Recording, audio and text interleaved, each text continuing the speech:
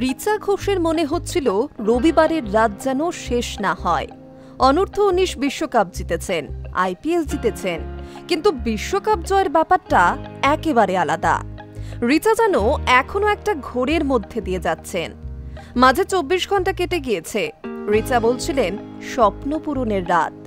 কখনো ভাবতে পারিনি জীবনে এমন একটা রাত আসবে, তবে আত্মবিশ্বাস ছিল। পরপর যখন কয়েকটা ম্যাচে হারলাম তখনও কেউ প্যানিক করিনি, বরং জানতাম বিশ্বসেরা হওয়ার ক্ষমতা আমাদের টিমের রয়েছে। বহুদিন অপেক্ষা করেছি, অনেক পরিশ্রম করেছি, শেষ পর্যন্ত আমরা পেরেওছি। আজ মনে হচ্ছে সবকিছু সার্থক। আমরা সারা রাত সেলিব্রেশন করেছি। গোটা দেশও আমাদের সাফল্যে আবেগে ভেসে গিয়েছে। আমরা ভারতীয় সমর্থকদের কাছে কৃতজ্ঞ। ওরা সবাই আমাদের উপর ভরসা রেখেছিলেন। প্রথম বাঙালি ক্রিকেটার হিসেবে বিশ্বজয়। রিচার মাথায় অবশ্য ওসব কিছুই ছিল না। পরে ব্যাপারটা জানতে পারেন। বলছিলেন, আগে জানতাম না, পরে ব্যাপারটা শুনলাম। অবশ্যই গর্বের ব্যাপার। মহেন্দ্র সিং ধোনির বড় ভক্ত। ধোনিকে আইডল মনে করেন। ধোনিকে দেখে ফিনিশার হওয়ার স্বপ্ন দেখেছিলেন রিচা। যেভাবে ক্রিজে দাঁড়িয়ে একের পর এক ছক্কা মারেন তিনি, তাতে ভারতীয় মহিলা ক্রিকেটের ধোনি বলা শুরু হয়ে গিয়েছে রিচাকে। সেই প্রসঙ্গ উঠতেই থামিয়ে দিলেন তিনি। বললেন, প্লিজ ধোনি ভাইয়ের সঙ্গে কোনো তুলনা করবেন না। উনি কিংবদন্তি। দেশকে কত ট্রফি দিয়েছে বলুন তো। টি-20 বিশ্বকাপ, ওয়ানডে বিশ্বকাপ, চ্যাম্পিয়ন্স ট্রফি, সবকিছু। দেশের মাঠে বিশ্বকাপ খেলার চাপ সবসময় থাকে।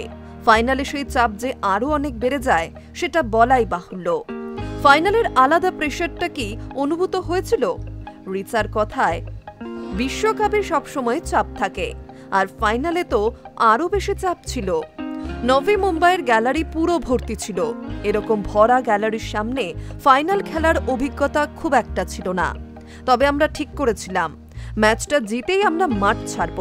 আমরা ঠিক করেছিলাম কোনোভাবেই হাল ছাড়ব না। শেষ রক্তবিন্দু দিয়েও লড়ে যাব। এত কাছে পৌঁছে যাওয়ার পর ট্রফি ছাড়া ফিরতে পারবো না আমরা।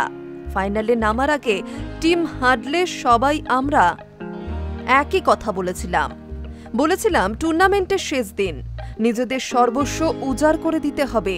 সবকিছু দিয়ে লড়তে হবে। বাউন্ডারি আটকাতে হবে আমাদের।